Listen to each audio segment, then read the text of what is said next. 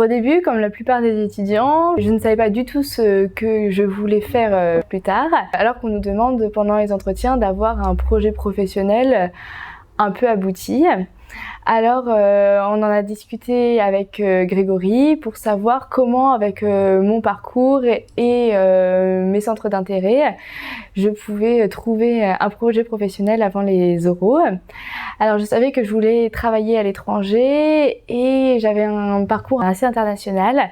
C'est comme ça qu'on en est venu justement à l'idée de business developer. On a trouvé ça ensemble et ensuite, lui m'a mis en contact avec certains de ses anciens élèves qui, eux, sont maintenant business developers. Donc, j'ai pu les contacter, mieux connaître le métier et pouvoir justement en parler comme si j'avais déjà fait un stage dans ce domaine. Le projet professionnel, c'est toujours la phobie des étudiants. Il faut être pro, pas assez pro. Il faut absolument avoir un projet professionnel, sinon la question qu'ils posent, c'est pourquoi vous êtes là? Alors là, on est perdu. Donc c'est quelque chose qui fait peur aux étudiants et ça me faisait peur aussi. J'avais déjà une idée de ce que je voulais dire en projet professionnel. Et donc on a beaucoup peaufiné ça. On a peaufiné mon projet professionnel. Pragmatique Prépa, donc Greg et Marie, ils vont jamais te confectionner une personnalité et un projet pro de A à Z, mais ils vont structurer le tien, vraiment faire ressortir le fil de ton histoire que tu as sûrement dû oublier entre 4 heures de maths tous les soirs et également quelques thèmes version d'anglais. Donc c'est vraiment un travail sur l'authenticité parce que ils vont juste retrouver la réponse à la question « mais pourquoi vous êtes là ?» Mais en fait, elle sommeillait en toi et ils vont juste la retrouver et la mettre devant tes yeux et toi, tu n'as qu'à juste embrasser ton projet pro, retrouver ta personnalité pour être brillant le jour J. J'ai toujours été intéressée par les cosmétiques, donc mon projet professionnel c'était de travailler dans les cosmétiques de luxe et donc de travailler entre la France et l'Asie. Et c'est vrai que j'ai toujours été intéressée par ça, mais à chaque fois je me rappelais Grégory, il me demandait pourquoi, et à la fin je commençais à trouver ça frustrant. Enfin, moi j'aime bien les crèmes, c'est tout. Vraiment, je vois pas pourquoi il y aurait encore un pourquoi à ça.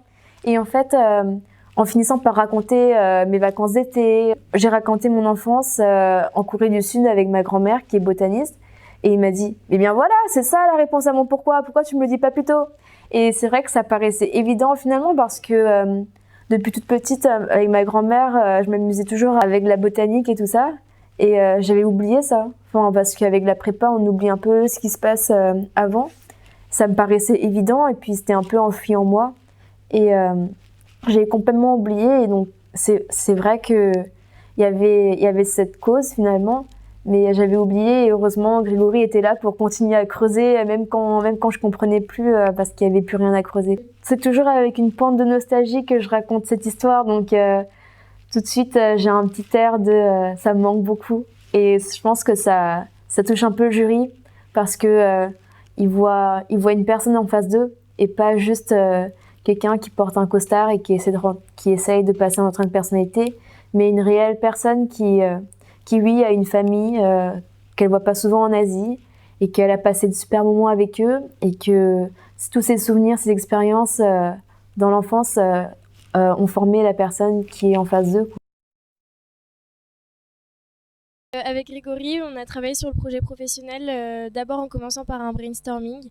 Donc à travers mes expériences, savoir quelles qualités je voulais mettre en avant. Et donc on a axé sur un projet plus d'entrepreneuriat.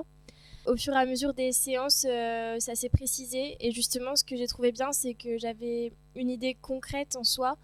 Et quand je me suis retrouvée face au jury, je pouvais vraiment argumenter parce que j'avais regardé les chiffres du secteur, parce que je savais exactement quels concurrents j'aurais potentiellement sur le marché. Moi, j'avais déjà à la base une idée en fait de ce que je voulais faire plus tard. Je savais que je voulais travailler un peu dans l'importation de produits traditionnels africains et en France, mais mon projet restait assez vague et avec Grégory, j'ai appris à le perfectionner. On a un peu anticipé toutes les questions qui pouvaient m'être posées sur ce sujet. Il m'avait d'ailleurs conseillé d'aller voir dans les magasins bio et de regarder les marques qui vendaient des produits africains. Et cette expérience m'a aidée parce que à l'entretien de l'EM, on m'a demandé de donner des exemples de marques qui vendaient des produits africains et j'ai eu l'occasion de donner celles que je connaissais déjà. Moi, j'avais quelques idées, mais c'était vraiment flou. Et donc, je savais que j'avais toujours aimé organiser, prendre des initiatives, mais je me sentais pas vraiment de me lancer dans l'entrepreneuriat. Donc, c'est pourquoi Grégory m'a parlé de l'intrapreneuriat. Donc, c'est l'idée d'entreprendre à l'intérieur d'une entreprise. Et vraiment, c'était quelque chose que je connaissais pas du tout. Et sans Grégory, jamais j'y aurais pensé. Et après, peu à peu, donc, j'ai concrétisé ce projet. Je savais que je voulais allier à la fois le côté économique et social. Et c'est pour ça que je me suis vraiment intéressée à l'intrapreneuriat social. Et aujourd'hui encore, donc ça y est, donc maintenant que je suis à l'EM, c'est quelque chose qui me tient encore à cœur. J'ai rencontré depuis plusieurs intrapreneurs sociaux et j'espère vraiment faire mon stage dans ce domaine-là.